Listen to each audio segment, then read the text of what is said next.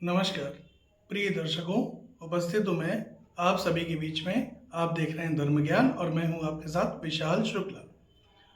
प्रिय दर्शकों, आज का जो विषय है वो इसकी चर्चा हम लोग करेंगे कि जो देव गुरु बृहस्पति और दैत्य गुरु शुक्र, यानी कि देवताओं के गुरु और दैत्यों के गुरु दोनों आचार्य ये अस्त अवस्था में चल रहे हैं। 28 अप्रैल को शुक्र अस्त हुए थे और 6 मई को देवगुरु बृहस्पति अस्त हो गए। देखिए, अस्त का मतलब क्या होता है, पहले ये समझ लीजिए। अस्त का मतलब ये होता है जब कोई ग्रह सूर्य के निकट चला जाता है। भाई, सारे ग्रह सूर्य की परिक्रमा कर रहे हैं। जब ग्रह परिक्रमा करते हुए सूर्य के निकट पहुंच जाता है तो उसका प्रभाव तेजहीन हो जाता है, यानी कि उस ग्रह का जो अपना प्रभाव वो क्षीण हो जाता है, क्योंकि सूर्य का प्रभाव सबसे अधिक है। सूर्य ग्रहों के राजा हैं, तो इसलिए उस ग्रह को अस्त माना जाता है। जब देवगुरु बृहस्पति और शुक्र, यानी कि दोनों के दोनों आचार्य जब अस्त हो जाते हैं, उस अवस्था में शुभ और मांगलिक कृत्य बाधित हो जाते हैं। शुभ और मांगलिक कृत्य नहीं किए जाते। प्रिय दर्शकों, अब चूंकि देवगुरु बृहस्पति और शुक्र क्रमशः 28 अप्रैल और 6 मई को अस्त हो चुके हैं, तो आने वाले 2-2.5 महीने सभी शुभ और मांगलिक कृत्य वर्जित रहेंगे, बाधित रहेंगे, रोक दिए जाएंगे। चूँकि जो ये महीना चल रहा है, यानी कि जो ये महीने बीच के होते हैं, वैशाख का महीना होता है, जेठ का महीना होता है, आषाढ़ का महीना होता है, ये 3 महीने सबसे ज़्यादा शुभ माने जाते हैं शुभ और मांगलिक कृत्यों के लिए। विवाह, कर्णछेदन, अन्नप्राशन, कर्णवेद संस्कार, कन्या नासिका छेदन, वरवरण, कन्यावरण, द्विरागमन, नया मकान बनाना, नई चीज़ों की स्थापना करना, नया व्यापार शुरू करना, ये सब चीज़ें बाधित हो जाती हैं। और यही उनका श्रेष्ठ समय है। प्रिय दर्शकों, अक्षय तृतीया 10 मई 2024 को अक्षय तृतीया का पावन और अति महत्वपूर्ण पर्व हम सबके बीच में मिल रहा है। जिन लोगों को भी कोई ऐसा मांगलिक कृत्य करना है जिसके लिए कोई मुहूर्त नहीं है, उनके लिए मैं बता दूं, अक्षय तृतीया के दिन आप कोई भी काम, कोई भी शुभ काम, चाहे वो शादी विवाह ही क्यों ना हो, बिना किसी पंचांग के आप उसको आसानी से कर सकते हैं। अक्षय तृतीया जब से प्रारंभ होगी और जब अंत होगी, यानी कि 10 मई का पूरा दिन, आप उसका एक एक मिनट अत्यंत शुभ है। इसमें किसी भी मुहूर्त विचार की जरूरत नहीं है। अगर आपको कोई नया व्यापार शुरू करना है, आपको कान छिदवाने हैं, छोटी बच्चियां हैं उनकी नाक का छेदन कराना है, शादी करनी है, तिलक करना है, गौना करना है, कुछ भी है, आप अक्षय तृतीया के अबूझ मुहूर्त में बिल्कुल कर सकते हैं। आपको किसी ज्योतिषी के पास जाने की जरूरत नहीं है, आपको कोई मुहूर्त विचार की जरूरत नहीं है, आपको किसी पंचांग को नहीं देखना है। आप बिल्कुल आंख बंद करके अक्षय तृतीया के दिन इन सब कामों को कर सकते हैं। किसी भी शुभ और मांगलिक कृत्य को करने के लिए अक्षय तृतीया का दिन जो मिल रहा है वो सर्वश्रेष्ठ है।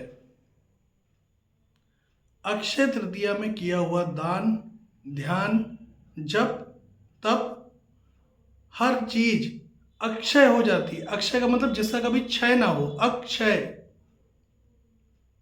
तो प्रिय दर्शकों, अगर आप इस दौरान कोई शादी विवाह, कोई भी शुभ मांगलिक कृत्य इत्यादि करना चाहते हैं, मुंडन संस्कार है, कुछ भी है, तो आप अक्षय तृतीया के दिन 10 मई 2024 के दिन बिल्कुल कर सकते हैं। आपको किसी भी ज्योतिषी से कोई भी मुहूर्त निकालने की जरूरत बिल्कुल नहीं है।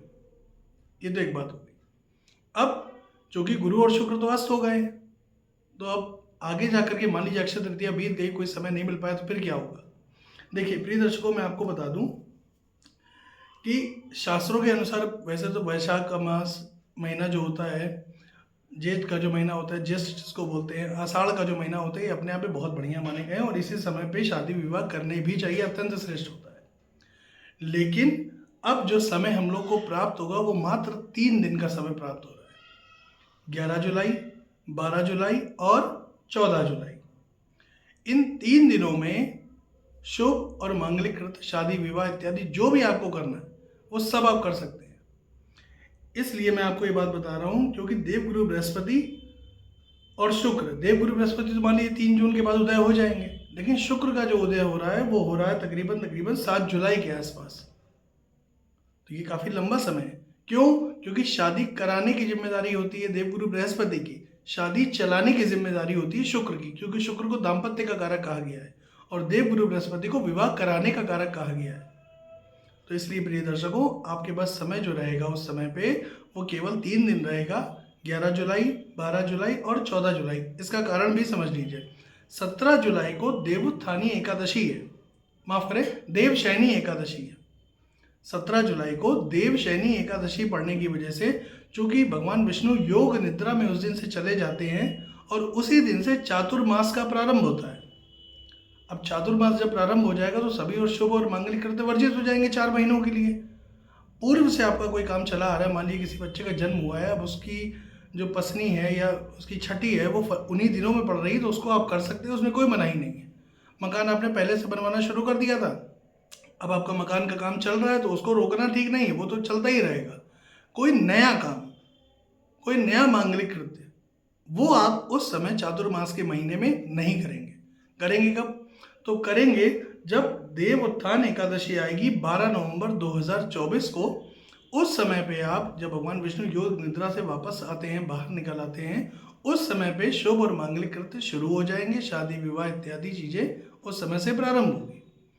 तो प्रिय दर्शकों, आपके पास जो मोटा मोटा समय रहेगा वो केवल 3 दिन का रहेगा, 11 जुलाई, 12 जुलाई और 14 जुलाई। इन 3 दिनों में सभी लग्न राशि के जातक जिनकी कुंडली में योग बन रहा है, जिनकी महादशा अंतरदशा के हिसाब से योग बन रहा है, वो लोग शादी विवाह का प्रस्ताव ले भी सकते हैं, दे भी सकते हैं, उचित समय रहेगा। और अगर आप तब तक नहीं रुकना चाहते तो अक्षय तृतीया का अबूझ मुहूर्त, प्रिय दर्शकों याद रखिए, अक्षय तृतीया, वसंत पंचमी और कार्तिक पूर्णिमा, ये 3 ऐसी तिथियां हैं जिस समय पे कोई भी शुभ और मांगलिक कृत्य किया जा सकता है, किसी भी विचार की जरूरत नहीं होती है। तो अगर आपको कोई भी शुभ मुहूर्त में काम करना है, कुछ भी करना है, तो जरूर करिएगा। और हाँ, अक्षय तृतीया को दान जरूर करिएगा, कुछ ना कुछ दान, जो आपसे समर्थ हो, जिस चीज में आप समर्थ हो। आप 2 रुपए का दान कर सकते हैं, आप 2 रुपए का सामान खरीद के दान करिए। आप कुछ नहीं कर सकते, आप भगवान को जाकर के पुष्प ही अर्पित कर दीजिए, वो भी दान है। कुछ ना कुछ दान जरूर करिएगा, ये दान आपको आगे ले जाकर के बहुत बड़ा लाभ देगा। अक्षय तृतीया को किया हुआ दान, ध्यान, जप, तप, पूजा पाठ, कुछ भी आप करें, कभी व्यर्थ जा ही नहीं सकता। हमारे शास्त्र ऐसा कहते हैं कि अक्षय तृतीया को किया गया कार्य कभी भी व्यर्थ हो ही नहीं सकता। तो प्रिय दर्शकों, निवेदन है आप लोगों से कि आप लोग अक्षय तृतीया के पावन पर्व पर कुछ ना कुछ दान करें, ध्यान करें, जप करें, पूजा उपासना करें। और कोई भी शुभ मांगलिक कृत्य करना चाहते हैं, निश्चित रूप से आप अक्षय तृतीया पे कर सकते हैं, या 11, 12 या 14 जुलाई को आप कर सकते हैं। प्रिय दर्शकों, आज के लिए बस इतना ही। पुनः आपसे मुलाकात होगी, तब तक के लिए नमस्कार।